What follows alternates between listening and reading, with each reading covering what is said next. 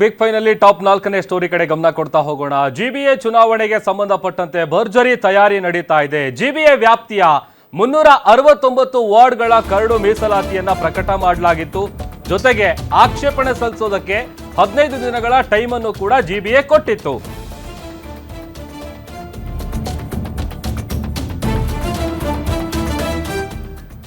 Greater Bengaluru authority ಚುನಾವಣೆಗೆ ಭರ್ಜರಿ ತಯಾರಿ ನಡೀತಾ ಇದೆ. ಜಿಬಿಎ ವ್ಯಾಪ್ತಿಯ 369 ವಾರ್ಡ್ಗಳ ಕರಡು ಮೀಸಲಾತಿ ಪ್ರಕಟ ಆಗಿತ್ತು.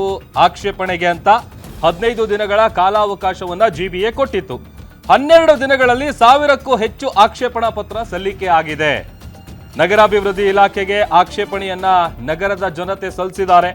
ನಗರಾಭಿವೃದ್ಧಿ ಇಲಾಖೆಗೆ ಒಟ್ಟು 1025 ಅರ್ಜಿಗಳು ಸಲ್ಲಿಕೆ ಆಗಿದೆ ಅನ್ನುವಂಥ ವಿಚಾರ ಗೊತ್ತಾಗ್ತಾ ಇದೆ. ಇನ್ನು ಅದರಲ್ಲಿ ಮೀಸಲಾತಿ ಪಟ್ಟಿಯಲ್ಲಿ ಮಹಿಳೆಯರಿಗೆ ಅನ್ಯಾಯ ಆಗಿದೆ. ಕಾಂಗ್ರೆಸ್ ಪಕ್ಷಪಾತವಾಗಿ ಮೀಸಲಾತಿಯನ್ನ ಪ್ರಕಟಿಸಿದೆ. ರಾಜ್ಯ ಸರ್ಕಾರದ ವಿರುದ್ಧ ಸಾರ್ವಜನಿಕರು ಆಕ್ಷೇಪಣೆಯಲ್ಲಿ ಈ ವಿಚಾರಗಳನ್ನು ಉಲ್ಲೇಖ ಮಾಡಿದ್ದಾರೆ. ನಿಯಮದ ಪ್ರಕಾರ ಮೀಸಲಾತಿ ಪ್ರಕಟ ಮಾಡಬೇಕು ಅನ್ನುವಂಥ ಆಗ್ರಹ ಕೂಡ ಮಾಡಿದ್ದಾರೆ. ಆ ಆಕ್ಷೇಪಣೆಯಲ್ಲಿ ಏನೇನಿದೆ ಅನ್ನುವಂಥದ್ದನ್ನು ನೋಡ್ತಾ ಹೋಗೋದಾದ್ರೆ, ಸ್ಥಳೀಯ ಜಾತಿ ಆಧಾರದ ಮೇಲೆ ಮೀಸಲಾತಿಯನ್ನ ನೀಡಿಲ್ಲ. ಮಹಿಳೆಯರಿಗೆ 50% ಸ್ಥಾನ ನೀಡಿಲ್ಲ. 369 ವಾರ್ಡ್ಗಳ ಪೈಕಿ 185 ವಾರ್ಡ್ಗಳಲ್ಲಿ ಸ್ಥಾನವನ್ನು ನೀಡಬೇಕಿತ್ತು. ಆದರೆ 185 ವಾರ್ಡ್ಗಳ ಪೈಕಿ 176 ವಾರ್ಡ್ಗಳಲ್ಲಿ ಮಾತ್ರ ಅವಕಾಶವನ್ನು ನೀಡಲಾಗಿದೆ.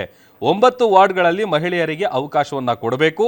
ಕೆಲ ಕಡೆ ಮೀಸಲಾತಿ ಹಂಚಿಕೆಯಲ್ಲಿ ತಾರತಮ್ಯ ಕೂಡ ಆಗಿದೆ, ಅದನ್ನು ಸರಿಪಡಿಸಬೇಕು. ಕೆಲವು ಕಡೆ ಪಕ್ಷಪಾತವಾಗಿ ಮೀಸಲಾತಿ ಪಟ್ಟಿಯನ್ನು ಪ್ರಕಟ ಮಾಡಲಾಗಿದೆ ಅಂತ ಆಕ್ಷೇಪಣೆಯಲ್ಲಿ ಉಲ್ಲೇಖ ಮಾಡಲಾಗಿದೆ.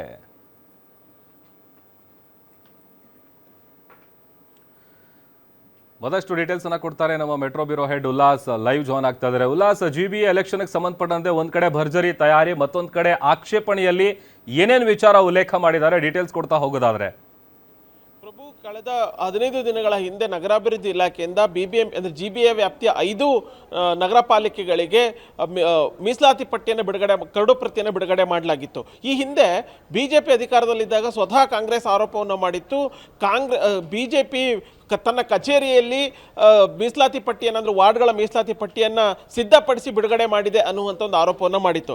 ಇದೀಗ ಕಾಂಗ್ರೆಸ್ ಕೂಡ ಅದೇ ರೀತಿಯಾಗಿ ಮೀಸಲಾತಿ ಪಟ್ಟಿಯನ್ನು ಬಿಡುಗಡೆ ಮಾಡಿದೆ ಅನ್ನುವಂಥ ಒಂದು ಆರೋಪವನ್ನು ಬಿಜೆಪಿ ಮಾಡ್ತಾ ಇದೆ. ಯಾಕೆಂತಂದರೆ ನಾವು ಪ್ರತಿ ಬಾರಿನೂ ಕೂಡ ಕಾಂಗ್ರೆಸ್ ಹೇಳ್ತಾ ಇರುವಂಥದ್ದು, ನಾವು ಮಹಿಳೆಯರಿಗೆ ಸರಿಸಮಾನವಾದಂತಹ ಒಂದು ಅವಕಾಶವನ್ನು ಕೊಟ್ಟಿದ್ದೀವಿ ಅಂತೇಳಿ. ಆದರೆ ಇಲ್ಲಿ 369 ವಾರ್ಡ್ಗಳಲ್ಲಿ ಕನಿಷ್ಠ 50% ಮಹಿಳೆಯರಿಗೆ ಮೀಸಲಾತಿಯನ್ನು ಕೊಡಬೇಕಾಗಿತ್ತು. ಆದರೆ ಅದನ್ನು ಕೊಟ್ಟಿಲ್ಲ ಅನ್ನುವಂಥ ಒಂದು ಆರೋಪ ಕೇಳಿಬರ್ತಾ ಇದೆ. ಜೊತೆಗೆ ಪಕ್ಷಪಾತವಾಗಿ ನಿಷ್ಪಕ್ಷಪಾತವಾಗಿ ಪಟ್ಟಿ ಬಿಡುಗಡೆ ಮಾಡಬೇಕಾಗಿತ್ತು. ಆದರೆ ಎಲ್ಲೋ ಒಂದು ಕಡೆ ಕಾಂಗ್ರೆಸ್ಗೆ ತನ್ನ ಅನುಕೂಲವಾಗುವಂತಹ ರೀತಿಯಲ್ಲಿ ಪಟ್ಟಿಯನ್ನು ಪ್ರಕಟ ಮಾಡಿದೆ ಅನ್ನುವಂತಹ ಆರೋಪ ಬಿಜೆಪಿ ಮಾಡ್ತಾ ಇತ್ತು. ಇದಕ್ಕೆ ಪೂರಕ ಎನ್ನುವಂತೆ ಸಾರ್ವಜನಿಕರಿಂದಲೂ ಆಕ್ಷೇಪಣೆ ಸಲ್ಲಿಕೆಗೆ ಅವಕಾಶವನ್ನು 15 ದಿನ ಕೊಡಲಾಗಿತ್ತು. ಅದರಲ್ಲಿ 1000ಕ್ಕೂ ಹೆಚ್ಚು ಅಪ್ಲಿಕೇಶನ್ಸ್ಗಳು ಸಲ್ಲಿಕೆ ಆಗಿದೆ. ಅದರಲ್ಲಿ ಬಹುತೇಕ ಆಕ್ಷೇಪಣೆ ಇರುವಂಥದ್ದು, ನೀವು ಪಕ್ಷಪಾತವಾಗಿ ಮೀಸಲಾತಿ ಪಟ್ಟಿಯನ್ನು ಪ್ರಕಟ ಮಾಡಿದ್ದೀರಿ, ಇದು ಸರಿಯಲ್ಲ.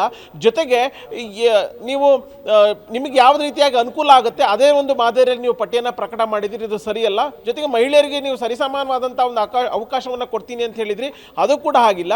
ಹೀಗಾಗಿ ಎಲ್ಲೆಲ್ಲಿ ಆಕ್ಷೇಪಣೆಗಳು ಇದ್ದಾವೆ ಅಂದರೆ, ನೀವು ನಿಯಮಾನುಸಾರ ಎಲ್ಲಿ ನೀವು ಪಟ್ಟಿಯನ್ನು ಪ್ರಕಟ ಮಾಡಬೇಕಾಗಿತ್ತು, ಯಾವ ಒಂದು ಜಾತಿಯನ್ನು ಅಲ್ಲಿ ಉಲ್ಲೇಖವನ್ನು ಮಾಡಬೇಕಾಗಿತ್ತು, ಅದು ಯಾವುದನ್ನು ಕೂಡ ಮಾಡಿಲ್ಲ. ಸೊ ನಿಮಗೆ ಬೇಕಾದಂಥ ರೀತಿಯಲ್ಲಿ ನೀವು ಪಟ್ಟಿಯನ್ನು ಪ್ರಕಟ ಮಾಡಿದ್ದೀರಿ, ಸೊ ಕೂಡಲೇ ಬದಲಾವಣೆಯನ್ನು ಮಾಡಬೇಕು ಅನ್ನುವಂತಹ ಒಂದು ಆಕ್ಷೇಪಣೆ ಅಥವಾ ಒಂದು ಅಭಿಪ್ರಾಯಗಳು ಸಾರ್ವಜನಿಕ ವಲಯದಿಂದ ಕೇಳಿಬರ್ತಾ ಇದೆ. ಸೊ ಇದೀಗ ನಗರಾಭಿವೃದ್ಧಿ ಇಲಾಖೆ ಸಾರ್ವಜನಿಕರಿಂದ ಬಂದಂತಹ ಅಪ್ಲಿಕೇಶನ್ ಅಂದರೆ ಆಕ್ಷೇಪಣೆ ಏನಿದೆ ಅದನ್ನು ಸಂಪೂರ್ಣವಾಗಿ ಕೂಲಂಕಷವಾಗಿ ಪರಿಶೀಲನೆ ಮಾಡುತ್ತೆ.